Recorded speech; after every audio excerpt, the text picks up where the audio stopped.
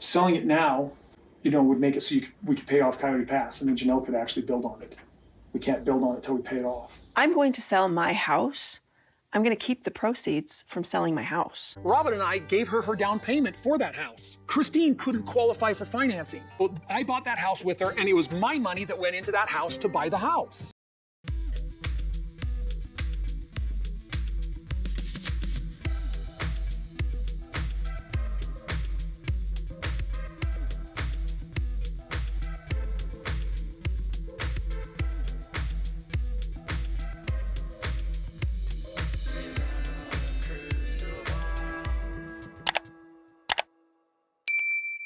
Hey everyone, it's Katie from Without a Crystal Ball. Hey everyone, it's Katie from Without a Crystal Ball. I hope you're having a wonderful day. It is Monday, October 24th.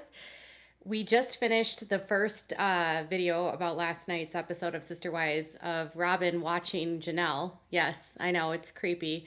And now we're going to talk about the money situation and Christine leaving the family. On top of that, we'll briefly discuss Cody going to a wedding and all of that. So this is going to be about how Cody claims that Robyn and he gave Christine the down payment for her house and that he wants her to pay him when she sells the house. This is such a mess. I can't even understand how messy this is and how ridiculous this is that I had to go to the records, the property records, to figure out what actually went down when this purchase happened and tell you where this came from. And is Cody lying? And is this even truthful? I don't know. It's just so messy. So let's dive into Kody Brown saying, give me all your money before you leave and make sure that you give me truly. What a waste. Before we do, can you do me a huge favor? And I have a goal, everyone. It is to have 300,000 of you subscribe by the end of this year. And we're doing really well so far, and so many of you have subscribed. So it's totally free to subscribe. Just hit the subscribe button on the way out, as well as turn your notifications on so you know when I go live and so you can have the content that you watch every day. And make sure to give this video a thumbs up. And also, do me a favor and leave some comments if you have something to say. I'm super hopeful we'll get to 300,000. Thank you to everyone that's subscribed so far. So the episode starts with everyone talking about this wedding that Cody goes to. And I just want to say this very briefly. He goes to Oklahoma. He officiates a wedding for Brian. The actual wedding, I believe, took place in May, on May 26th. And he actually had to get a license in the state of Oklahoma to be a minister. He helped Brian file the marriage license. So Cody, it's all legit. There's a lot of yelling back and forth about Cody doing this, and it's, how did he miss Isabel and this and that. I already talked about this in a video I did last week, so if you want to check that out, you should. This is going to be the video where we talk about the end of the episode of Christine and the division of the property and all of that. So at the very end of this episode, Christine wants to sit down with Cody and they need to talk about the property. And she needs to talk specifically about her house. And because Cody doesn't get what he wants from her with the house, then he starts bringing up Truly, and it becomes a game of chess with Cody threatening legal action, bankruptcy, all of that. And it's disgusting. So Christine wants Cody to come over and talk with her about how she has this idea that she might not sell the house. Instead, she's thinking about renting the house because that way when she comes back to Flagstaff, she'll have a place to stay and she'll allow Gwendolyn to stay there. Cody sort of hems and haws, and he's feeling very under the gun in terms of what he's going to do to make a decision, because according to Cody, apparently in Cody's mind, breakups are supposed to take 37 years and you're not supposed to make decisions quickly. He needs all these time and all this effort to understand what's happening. He needs to process things. So he goes on to tell Christine that, what they could do is they could sell the house, and, Janelle really needs to build, right? She needs to build that property, and they could take the proceeds of that sale of her house and use it to pay off Janelle's property so she could build. Selling it now, would make it so we could pay off Coyote Pass, and then Janelle could actually build on it. We can't build on it until we pay it off. I'm going to sell my house. I'm going to keep the proceeds from selling my house. and put it towards the next house that I purchase. And I thought, that's if I- weird. Why would they take the proceeds of Christine's house and use it for Janelle's property? They always talked about on the show that each one of them would have like their own home, and it would be like their nest egg that they could take where they were leaving. This was something they brought up as a deterrent to doing the one house, that they wouldn't have their nest egg. So I always thought that this house was supposed to be her next nest egg. He wanted to have each wife have her own thing, so the event she leaved, she would have something to go with her. Well, Christine says that she doesn't want to do that because she says that it's her house and she's on the property, and why would she give him the proceeds of the sale of her house if her name is on the property, his name is not? And on top of that, her thought process is, we jointly own the property in Coyote Pass. You can just have that. I'll just walk away from that. And then I'll take the proceeds of my house, and I'll go on and put that into a new home down the line. Kody then says and goes on this tirade to degrade, diminish, and to, I don't know, try to humiliate Christine. Says that Christine could not qualify for the house on her own. She had to have Kody help her qualify. Kody and Robyn gave her the money for the down payment. Here's the thing with Christine in that house. Robyn and I gave her down payment for that house. Christine couldn't qualify for financing, so I bought that house with her, and it was my money that went into that house to buy the house. Yeah, she's been making a mortgage payment. I have a lot of thoughts here. First of all, Robyn came into this family with $30-some thousand worth of debt that the family helped pay off. Christine and Janelle probably helped Robyn pay off her Victoria's Secret debt. Yeah. So that's ridiculous. And then they paid for her down payment? What? Don't they all share the money from the show? Aren't they all doing business together? Isn't this all a collective pot, I thought? It's interesting how he said me and Robyn. What does Robyn do that actually would contribute to this? And how did she play a role in this down payment? She didn't. The only extent that she did is that she's his legal wife. That's it. So I wanted to look at the facts here. What was the down payment when they even bought this, and did Kody pay for this? Well, I found the original purchase agreement. For their house when they bought it in 2018. It was purchased in September of 2018. This was before Christine sold her house in Flagstaff in Las Vegas. The house was purchased for $520,000 and the down payment was $130,000. My assumption is that Christine couldn't qualify for this on her own because she was still owner of the home in Las Vegas. And until that sold, she would have to carry 2 mortgages. So Kody obviously helped her with the mortgage to get the house. The down payment was $130,000 and the purchase price was $520,000. Okay. Well, a year later, after Christine's property sold in Vegas, she took Kody's name off of the property. Kody removed himself, granted her the title of her home in fall of 2020. And at that time, Christine took out a mortgage and qualified for a mortgage for her house in Flagstaff without Kody.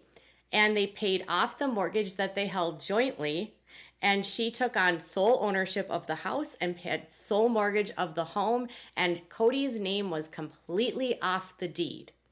Then when Christine finally sold the house sold for $700,000 in 2021. In a year and a half, the equity they made was over $180,000. She had a loan for $394,000, which if you do the math is like $306,000. Now you have to take into account that she had realtor's fees and she likely had to pay some taxes, but that's a good chunk of change to walk away with for her amount. So it's more actually than what Janelle even owes on the property. Janelle owes $180,000 or $145,000. Why would Kody get the proceeds of her sale? He won't. And Christine's just doesn't even really entertain it. So when Kody can't make headway with that, then he starts going on and he just completely changes the subject and he wants to talk to her about custody of Truly and how they need to have a custody agreement before she leaves. And it has to be 50-50. And if you don't do it before you leave, you're going to have to get a lawyer. And the lawyer is going to take all of your money. I think we talked about that, which is basically a threat of bankruptcy. And Christine is like, are you sure? And his rationalization is that they have to do this ahead of time. Otherwise, Truly becomes the property of the state. Kody doesn't clearly understand the law. Truly would literally never become the property of the state if they don't come up with a custody agreement. That's not even true. She is with the parent, the custodial parent that she's with all of the time. If Christine has birth certificate of Truly and she leaves with Truly and Kody's not on the birth certificate, Kody has no legal hold on her. Christine has all the cards in her favor and she can go wherever she wants. She doesn't have to have any custody agreement with Kody. Kody was not a primary caregiver of hers, only with her once every like 5-6 days, maybe stayed for a couple hours. He's like a babysitter or an uncle. He's more like he's more like the drunk uncle than he is like the dad. I mean, and by drunk uncle, I just mean like crabby, angry, volatile, annoying, because the cool uncle is not Kody. So he's trying to make her feel like if she doesn't make a decision now, Truly is going to become property of the state, which is completely and utterly false. And on top of that, making her feel like if she doesn't do this, then somehow the state will own Truly, which isn't true. We know now, one, the house did sell. Two, we know that Kody somehow says that Robyn gave him the money for the down payment. How is it that Robyn has money for a down payment and a nanny? So are you telling me, does anyone else get the sense that maybe all of the money from the show is paid to Kody and not to the women? Has anyone ever gotten the sense that it's Kody and Robyn that benefit financially from all of these women, and these women are basically working for Kody and Robyn to live their lives? If you think of it in that context, isn't that like they're almost like slaves to Robyn and Kody, or they're servants to them and they're working for them and their money goes to them? It's like a racket. That's like human trafficking. That's why I think some advocates for victims of polygamy call it human trafficking, because it's a way to make the men wealthy because all the women's money goes to him. So I'm like, okay, Robyn has money for a nanny. Christine could never have a nanny. Robyn had the money to give $130,000 down payment. When Kody and when Christine's house finally sold, she made money in Vegas. Wouldn't she have just paid back Kody?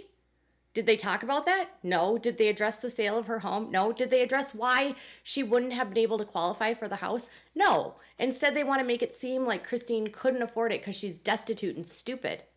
Yet, aren't they supposed to be working as a group collectively? I don't get this at all. On top of that, they make no resolutions happen. Nothing is resolved for Truly. He's mad. He acts like he's going to get completely railroaded by Christine. He acts like the state is not going to be in his favor. He acts like the state of Utah is out to get him because he won his lawsuit. He did not win his lawsuit. I want to be extremely clear. They filed a lawsuit against the state of Utah. They were awarded a summary judgment based on something, and then the state appealed. And then when it was appealed, the judges in the appeal court overruled the appeal, overruled the lower circuit court, and the case was thrown out because they had no case. They weren't going to be prosecuted. So they didn't win anything. They won zero. Zilch. The state of Utah even said in that lawsuit they would never prosecute Kody because unless other crimes were committed, but they had found none at that point. So Kody wants you to believe that the state of Utah is going to come after him. Christine and Utah are going to partner up together for God knows who and God knows what. Unless Kody thinks that Christine has some sort of secret on him about like illegal weapons or illegal activity that he's doing. I don't know. Doesn't make sense. Kody is using every technique he can to make Christine feel under pressure to not only give him all the money, but also to give him Truly.